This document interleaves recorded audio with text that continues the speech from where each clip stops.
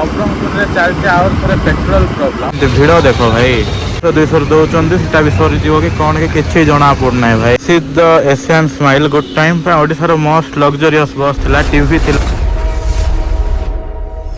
Hello guys, ନମସ୍କାର, ସ୍ୱାଗତ ଆପଣଙ୍କୁ ଆଉ ଗୋଟେ ଭିଡ଼ିଓରେ। ସକାଳୁ ମୁଁ ବାହାରି ପଡ଼ିଛି ଜିମ୍ ସବୁଦିନ ଭଳି।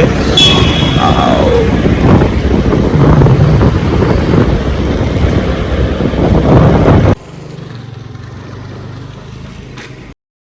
ଆଜି ଆମ ଜିମ୍ରେ ଗୋଟେ ନୂଆ ମେମ୍ବର ଆସିଥିଲେ, ପଣ୍ଡା ବାବୁ, ଦେଖିପାରୁଥିବେ ଆପଣମାନେ। ନରେଶ ବାହାରି ପଡ଼ିଛି ବୃନ୍ଦାବନ ଯିବା ପାଇଁ। ଏଠି ତାର ବସ୍ ଆସୁଛି, ଆଉ ତାର ପାଇଁ ଆମେ ଟିଫିନ୍ ଆଣି ଦେଇଛୁ। ହାଁ, ହାତ ମାର ହାତ।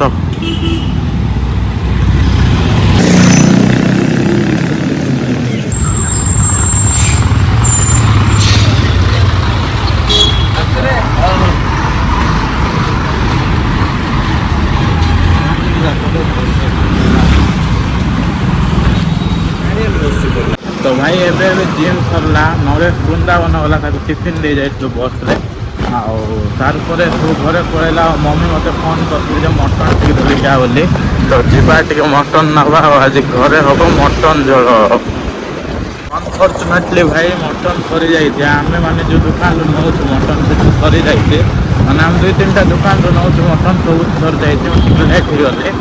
तो देखा कौन चिंगुड़ी मिलले नबा, नले चिकेन आउ।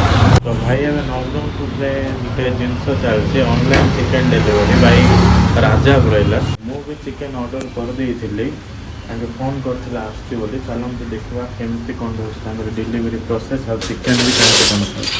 और राजा भाई आमर चिकेन आनीदे पूरा फ्रेश फ्रेश चिकेन सांगे सांगे। दरकार थे कांटेक्ट करो भाई। नंबर टिक कह दियो। नंबर है 6371955536। स्क्रीन रे लिखा है, देखीदेव। थैंक यू भाई, थैंक यू सो मच। पूरा फ्रेश फ्रेश चिकेन पलि आसचे। तो भाई एबे ही चिकेन टा डिलीवरी हो जाए। डिलीवरी प्रोसेस भी बहुत शीघ्र भाई, 5-10 मिनट आनी दौरान पार्सल। आईटा किसी प्रमोशन वीडियो ना भाई, व्हाट फिल कले कहाँ कहे आपको भी प्रबल खरार घरे ही चिकेन दरकार ऑर्डर करेंगे भाई। नंबरटा स्क्रीन रे अच्छे। सांग मैंने नवरंगपुर चलते आउर थे पेट्रोल प्रोब्लेम। सप्ताह आगु मुझे गोटे रिल बनई कि नवरंगपुर में तेल मिलूना, जो मिलूँ 100 न 200 दौरान। से प्रोब्लेम आउर थे नवरंगपुर देखा देला भाई। नवरंगपुर से आम एरिया माने पूरा टाउन भितर किसी ना कि 100 कि 200 पेट्रोल दौरान। 2-3 दिन सर।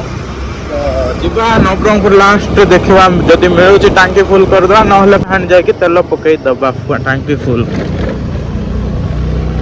एकला गले भल लागो ना। बाहर पड़ती प्रत्युष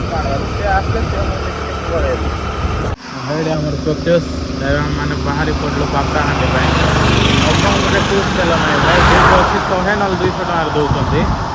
तो प्रत्युष तुम गाड़ी तेल अच्छी ना काली टांकी फुल कर देना ना। प्रत्युष पेट्रोल समस्या विषय कौन कहना चाहूँ? कहबी बैटरी गाड़ी किणु जो जाए पेट्रोल डीजेल मिलना सी जाए बैटरी गाड़ी बुलाता। बुलाबुली कम करूँ, पेट्रोल संचय करूँ, मिलूना भाई, बिल्कुल भी मिलूना।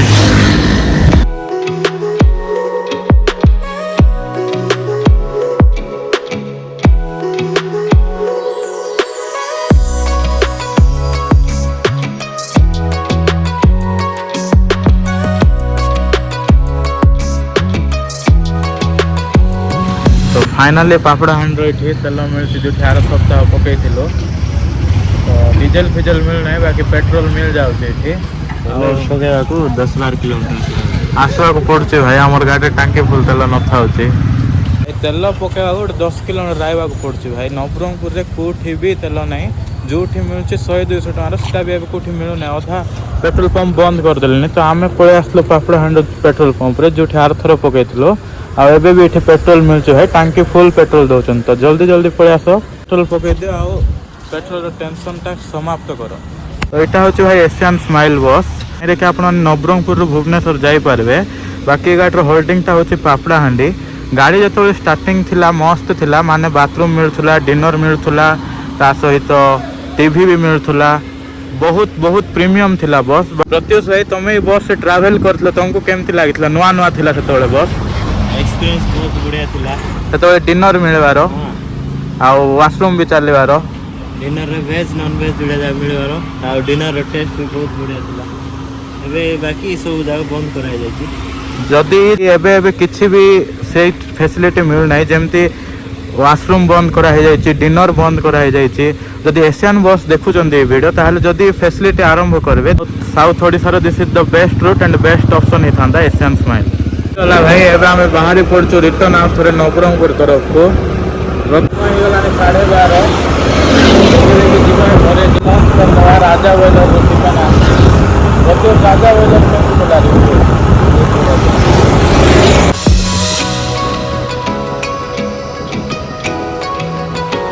तो भाई आज खाइबार थला भात चारू चिकेन कषा तो मस्त खाई सारला परे जीवा टिके सुइबा आपन को मिस्टी संध्या रे।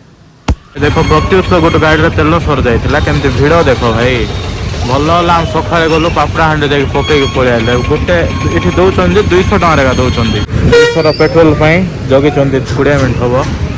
सबुठो भल भाई पापड़ा हांडे जाके तेल पकेई देले भाई 200 देखो भाई को रेट रो भिड़ देखो। एटा आउरी गोटे पेट्रोल पंप रे गाछ सी पाखरे आ गोटे पेट्रोल पंप अछि कि तेल ही नाही बिल्कुल। प्रत्युष केते बढ़िया सकाळ जाके तेल पकेई दी थांतो कि नाही एबे 200 पई गोटे 20 मिनिट हबो ठिया हबो। नेक्स्ट पापड़ा नि जाय का पकेल हो जा 50 टका तेल खर्च करो 5 टका तेल पकेई गयास। हां भाई एठी 20 मिनिट लाने हम ठिया जो भाई भिड़ देखो गोटे अलगा प्रकार सी टांगी रे तो तेल सरी गेला 10 मिनिट आगु थिला नै कि प्रत्युष। बहुत भल पापड़ा हांडी जो तेल पकई पड़े आस टांकी फुल भी दौरान 200 दौरान। गोटे काम करवा प्रत्युष एबे जीवा 200 मारदेवा टिके परे आसके आ गोटे 200 मारदेवा। नेक्स्ट थर मैं भी पके दे पड़े। हां बस बस मस्त आइडिया मस्त।